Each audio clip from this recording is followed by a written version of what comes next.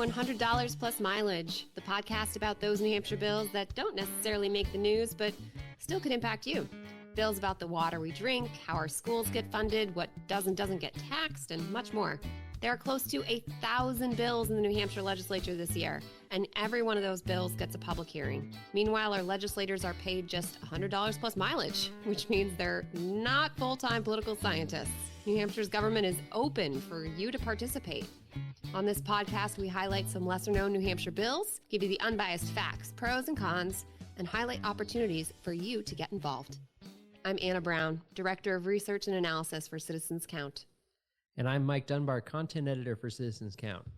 There's been a lot of talk about gambling in New Hampshire in recent years. We had the sports betting debate. We had the Keno debate. We had numerous casino debates. And now historic horse racing. The idea has been proposed several times over the past few years, but this year it really seems to have gained traction. So, Mike, what do you know about historic horse racing?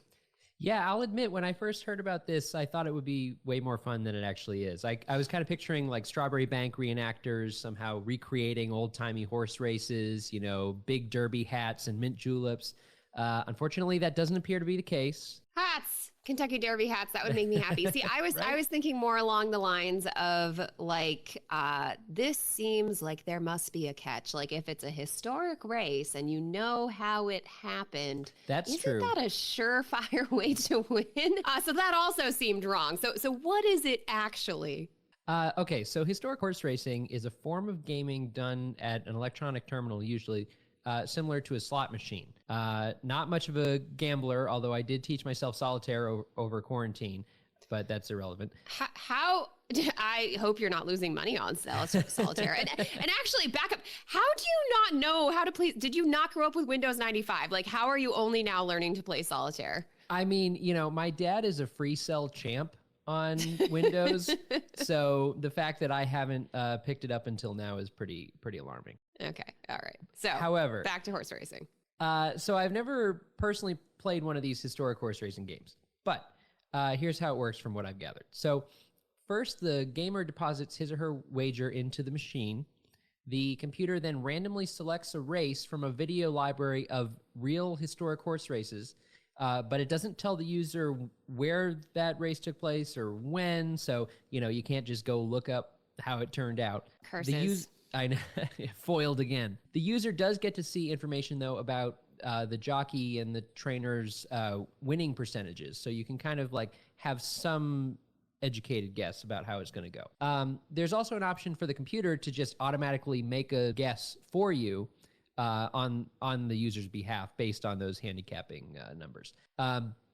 Then a video of the historic race plays out, and the bettor finds out if their horse won. There are some benefits, obviously, to doing this way. For one, you don't have to actually attend a horse race at a track somewhere. You also don't have to wait for a real horse race to begin and end to find out if you won. So it's kind of this faster process. Yeah, and I think you can even like skip the video if you don't want to. Yeah, watch the if you're not actually interested in horses, you can just sort of. You don't actually care, and you don't want the suspense. I can Right. see, you know. Okay, yeah, it's like with scratch tickets. Do you just like scratch the winning number first and then do them like one by one, or do you just like go in a line? I got some scratch tickets from a relative recently, and I was debating like, how can I make this? What is the optimal scratch order? But anyway, you could. So yeah, Only you, Anna Brown. I know. Well, you know, there's not a lot of fun during COVID-19, so I have to make up my own fun. So do you just win or lose? Like your horse wins or it doesn't? Well, not exactly. So winnings are based on a traditional parimutuel process, and this means that the user's initial wager is divided between several different betting pools. So, for example, there might be a pool of money for users who correctly pick the winner of the race, but then there's another pool for picking the correct order of the top three finishers, and so on. So if the user wins any of these, they get winnings from those pools. If not, the money keeps accumulating in those pools until a gamer wins a payout. So that's the gist of how it works. I've heard there's a triplet of bills about this. What have you heard about that, Anna? Yes, triplet, triple, something, joke about gambling odds. The legislature does seem to be hedging their bets. There are 3 bills SB 112, HB 626, and part of HB 2, which is actually part of this year's budget. So all these bills have identical text. They begin by adding historic horse racing to the existing laws and rules on electronic wagers.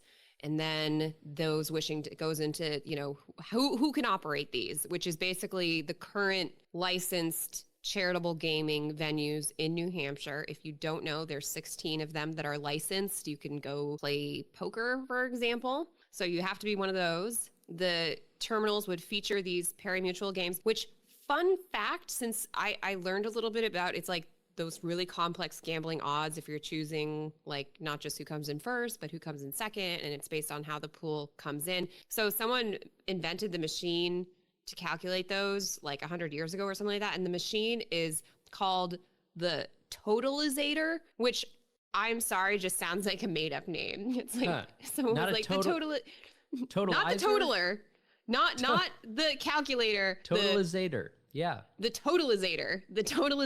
That's awesome. Yeah. So there's that's how they have to calculate it, like you were talking about. And so those machines would also need to be tested independently and approved by the Gaming Commission. And then wagers would be limited to $25. Okay. So now what happens to the proceeds from these games? I'm sure there's some kind of charitable tie-in, right? Yes, this is always how New Hampshire has sort of cleaned its conscience when it comes to sin taxes and things like that. So like I mentioned, 16 charitable gaming venues in New Hampshire. This is already a system that is in place. So charities get 10 days a year, and during those 10 days, they get a cut of what is happening at these charitable gaming venues in terms of revenue. So this would be a same deal. Portion of the revenue would be set aside for charitable organizations with a preference given to local charities. An even larger portion would go to state education funding. And then there's a little bit that goes to services for people who struggle with problem gaming. And so, the idea is basically the state says, well, you can gamble, but it can't just be a crazy private enterprise. We want some to help people, and we want some for ourselves, for our schools. Right. And I brought that up sort of flippantly, but actually Citizens Count has benefited from charitable gaming in the past. So the revenue from game days can actually be pretty significant for New Hampshire charities. Obviously, we're not taking a position on these bills, but full disclosure, we have benefited from similar gaming in the Granite State. Yeah. Yes, we have. We're among a community of nonprofits that are pretty diverse, and the many nonprofits showed up at the bill hearing, for example, SB 112, and said, we love this because if people spend more money at charitable gaming, then we're going to get more money, especially in the year of COVID-19. They're saying, it was harder to get some donations sometimes. We weren't so sure about grants or where it was going to go. People evidently, even throughout COVID-19, had no problem still gambling. Maybe they were using their stimulus checks. I don't know. That's a major argument in favor of this bill. It's basically New Hampshire can indirectly support charitable organizations, nonprofits, charities, that sort of thing. And let's be real, it's also going to bring in more for school funding. It's going to bring in more for those local operators, which are businesses in the area. So the fiscal note for HB 626, the Lottery Commission estimated that historic horse racing could generate over $5 million annually for charities and over $10 million annually for school funding. Pretty significant numbers. Yeah. I won't do my very long analysis of like how much things cost in the budget, but millions, okay? It's not peanuts. Mm-hmm. So let's be real though, these are not just all fun and games, right, Mike? No, sadly, no. So opponents argue that these sorts of games are particularly addicting, while historic horse racing conjures up images of majestic animals racing in the Kentucky Derby. In reality, historic horse racing terminals are very similar to slot machines. And the COVID pandemic has also led to many experiencing social isolation, job loss, stress, all of which are risk factors for compulsive gambling. And we were just sort of referring to this, but last year, the National Council on Problem Gaming received 443 calls to its 24-hour helpline from New Hampshire, an increase of 24% from the year before. Wow. So yeah, it's definitely a problem for some people in New Hampshire already without this. This year's bills also have higher bet limits, so $25 versus $10. than bills from previous years. And lastly, opponents argue that these bills are a cheap deal for charities. So the primary beneficiaries are the state and game operators. There are plenty of ways to support New Hampshire charitable organizations without expanding gambling in the state. Yeah. Like I said, I mean, like it's, and as you said, full disclosure, we have received money from charitable gaming.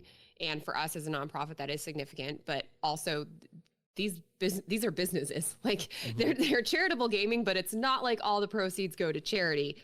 Most of the proceeds they get to keep because they're businesses. And that's also very much like a New Hampshire way, right? You know, the sort of that private public like intersection.